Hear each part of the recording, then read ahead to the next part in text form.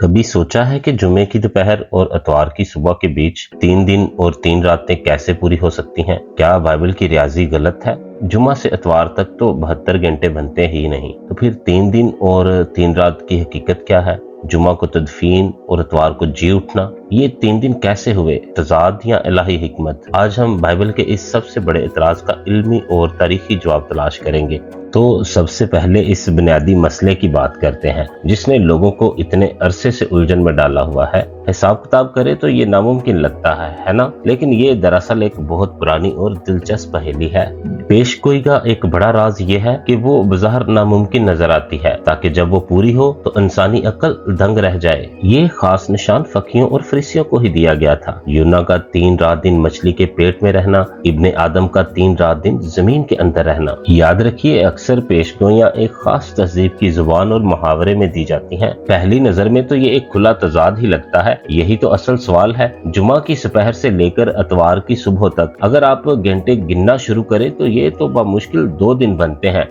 72 घंटे यानी 3 दिन और 3 रातें तो दूर की बात है। तो फिर आखिर यहाँ हो क्या रहा है? हम 72 घंटे वाले सवाल से शुरू करेंगे, फिर देखेंगे कि पुरानी कहानियों में क्या इशारे छुपे हैं। इसके बाद ओना नाम के एक बहुत अहम असूल को समझेंगे। अब हम आज के दौर में सोचते हैं तो ये दोनों बातें एक साथ कैसे हो सकती हैं? अगर हमारा जदीद हिसाब किताब यहाँ जवाब नहीं दे रहा तो फिर जवाब कहाँ है? मसला यहीं से शुरू होता है। एक तरफ तो कहा जा रहा है 3 दिन और 3 रातें, बिल्कुल साफ और सीधी बात, लेकिन दूसरी तरफ जिक्र है तीसरे दिन का। आइए अब इसे टाइमलाइन पर लागू करते हैं और आखिर में देखेंगे कि हमारा पुराना तरीका आज के हिसाब किताब से कितना मुख्तलिफ है। फरिश्ते का ऐलान वो यहाँ नहीं है, बल्कि अपने कहने के मुताबिक जी उठा है। आइए बाइबल मुकद्दस में इस हिसाब का अबरानी राज जानते हैं। इस सिलसिले में हमारा सबसे बड़ा इशारा आस्तर की कहानी से मिलता है। जब एक बहुत बड़ा बहरान आता है तो वो रोजे का ऐलान करती हैं और वही अल्फाज इस्तेमाल करती हैं, 3 दिन, चाहे रात हो या दिन। यहाँ एक अहम सवाल पैदा होता है, क्या आस्तर ने कोई भी कदम उठाने से पहले पूरे 72 घंटों का इंतजार किया था? चलिए देखते हैं कहानी आगे क्या बताती है। और ये रहा जवाब। मतन में साफ लिखा है कि वो तीसरे दिन बादशाह के पास चली गई, पूरे 3 दिन गुजरने के बाद नहीं। असल में इसका हल किसी कैलकुलेटर में नहीं, बल्कि इस जमाने के सियाको सबाक में है। हमें इशारे इन दूसरी पुरानी कहानियों में मिलते हैं। तो आखिर में बात यहाँ आकर रुकती है कि ये कोई रियाजी का पेचीदा सवाल था ही नहीं, बल्कि ये दो अलग अलग तहजीबों के सोचने के अंदाज का फर्क है। एक तरफ हमारा जदीद मगरबी जहन जो हर चीज को साइंसी दुरुस्तगी और स्टॉपवॉच से नापना चाहता है। हमारे लिए 3 दिन का मतलब है पूरे 72 घंटे, 1 सेकंड से भी कम नहीं। लेकिन दूसरी तरफ वो कदीम सामी या मशर की तहजीब है, जहाँ वक्त को गुजरते हुए लम्हों की बजाय वकूअ पज़ीर होने वाले वाकयात के तौर पर देखा जाता है। वहाँ तरतीब अहम थी, दुरानिया नहीं। बाइबल मुकद्दस में एक ऐसा गहरा सकाफती पैटर्न मौजूद है जिसे समझे बगैर हम कई अहम वाकयात की टाइमलाइन को कभी दुरुस्त तौर पर नहीं समझ सकते। ये महज कोई इत्तेफाक नहीं। जब हम सैमुअल की किताब में एक कहानी को देखते हैं कि जब दाऊद को एक मिस्री गुलाम मिला, उसने कहा मैं 3 दिन और 3 रात से बीमार हूँ, लेकिन अगले ही जुमले में इसने कहा इसे आज से तीसरे दिन छोड़ा गया था। अगर वो 3 मुकम्मल दिन और रात गुजार चुका था तो उसे चौथे दिन में होना चाहिए था, मगर कदीम गिनती के मुताबिक तीसरे दिन का आगाज होते ही इसे 3 दिन और रात कह दिया गया, क्योंकि वो इन तीनों दिनों का हिस्सा था। और अब जब हम अयूब की किताब देखते हैं तो अयूब नबी के दोस्त इनके साथ 7 दिन और 7 रात बैठे रहे। कदीम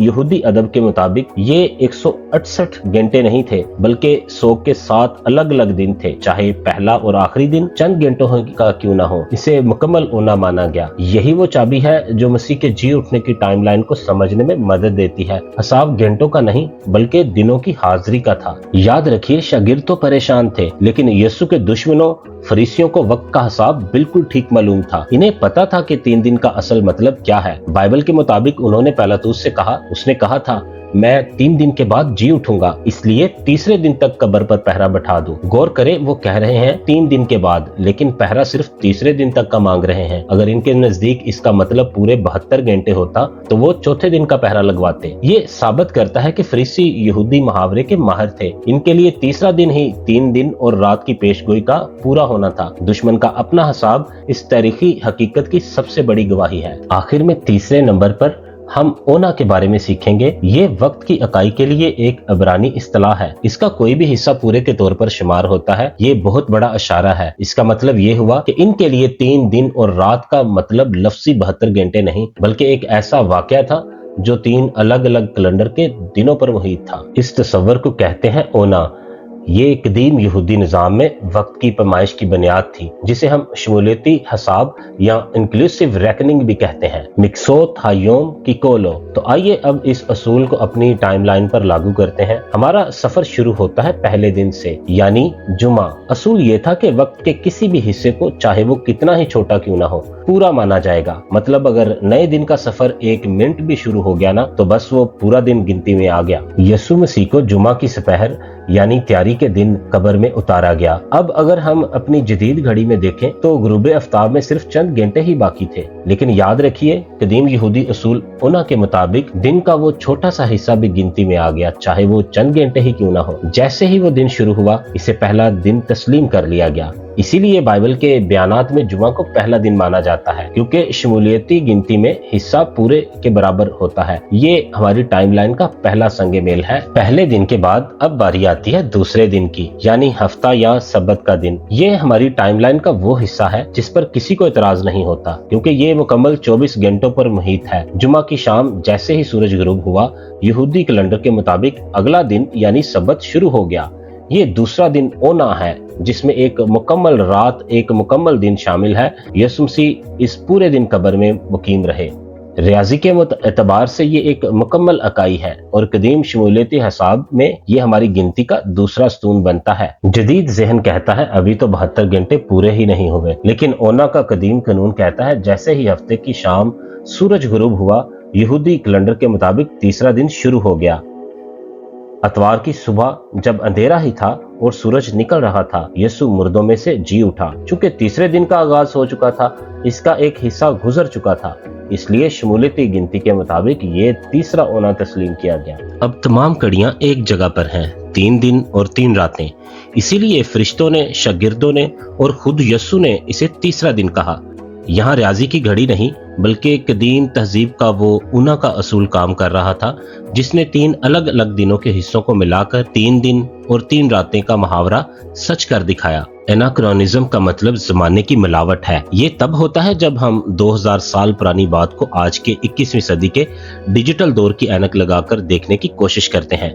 हमें कदीम रियाजी को ठीक करने की जरूरत नहीं है, हमें सिर्फ इसे कदीम आंखों से पढ़ने की जरूरत है। आज हमने सीखा है सियाको सबाक की अहमियत को जानना कितना जरूरी है। आपको मसीह का जी उठना बहुत मुबारक हो। ये वाकया न सिर्फ तारीख का एक अहम मोड़ है, बल्कि उम्मीद, नई जिंदगी और खुदा की बेपनाह मोहब्बत का जीता जागता सबूत है। चैनल को सब्सक्राइब करें, लाइक करें, शेयर करें।